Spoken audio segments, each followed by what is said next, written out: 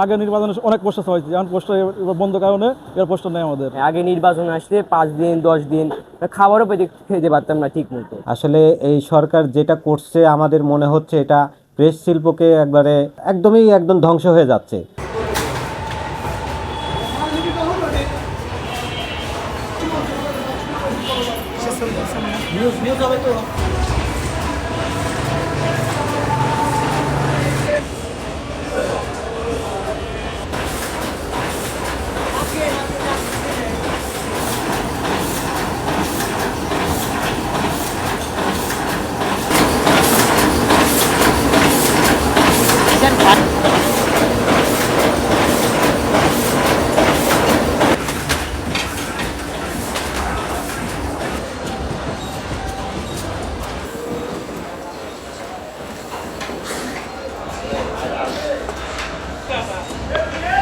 এটা কি আঠা না ভাই?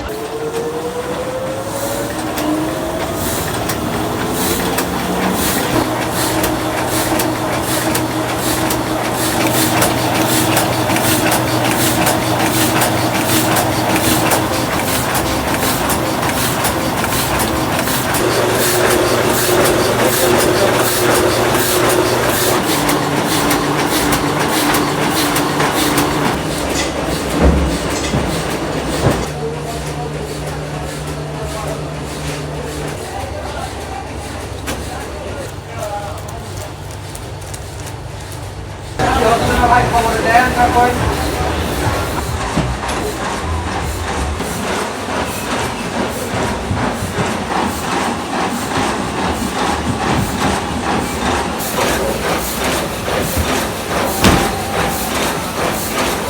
আমাদের প্রেসে এখন কাজ অনেক কম। এখন আগেকার নির্বাচনে অনেক রাত ধরে কাজ করতাম, এখন কাজ নাই দেখে আমরা কোনোরকম দিনগুলো খুব কষ্টে আছি। আমাদের কাজ খালি জালতার পোস্টার দু একটা হয়, এভাবে আমরা দিন করছি, বুঝছেন। আগে নির্বাচনে অনেক পোস্টার হয়েছে, এখন পোস্টার বন্ধ কারণে এর পোস্টার নেই আমাদের।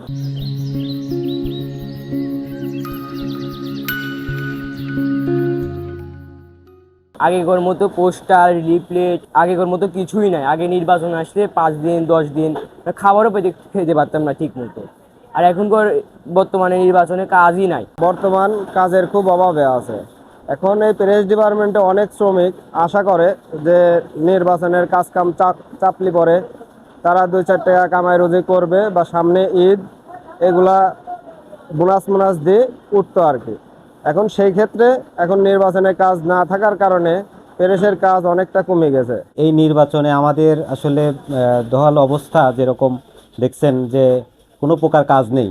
অন্যান্যবার নির্বাচনের সময় আমরা ব্যাপক পরিমাণ ব্যস্ত থাকি, এমনও আছে 7 দিন একটানা 24 ঘন্টা কাজ করি। কিন্তু এই নির্বাচনে এখন আমাদের বর্তমান দেখেন একটা কাজ এই পর্যন্ত আমরা করতে পারি নাই, কাজ নেই বললেই চলে। আসলে এই সরকার যেটা করছে আমাদের মনে হচ্ছে এটা প্রেস শিল্পকে একবারে একদম ধ্বংস হয়ে যাচ্ছে। আর ছাপার জগতে আমাদের এটা বহু জীবন থেকে আমরা আগের থেকেই আমরা সেই ছোটো থেকে দেখে আসছি যে সাদা কালো পোস্টার হচ্ছে নির্বাচনের একটা আনন্দ। এই মুদ্রণ শিল্পগুলো একদম অচল হয়ে যাচ্ছে। দেখেন আমাদের কারখানায় লোকজন কাজ করার কোনো ইয়ে নাই, ওরা বসে গল্প করতেছে, কম্পিউটার অপারেটররা বসে গল্প করতেছে, কাজ নেই। এমন অবস্থা আমাদের কর্মচারীকে আমরা ঠিকমতো এবছরে আমরা বেতনও দিতে পারতেছি না। আমরা আশা করছিলাম এই নির্বাচন উপলক্ষে আমরা একটা আমাদের কর্মচারীদের নিয়ে, সামনে একটা ঈদ আছে, এইগুলো নিয়ে আমরা একটা ব্যাপক একটা পরিমাণে একটা ভালো ইয়ে করবো। আর ক্ষুদ্র যেসব ব্যবসায়ী তারা তো একদমই ঝরে চলে গেছে।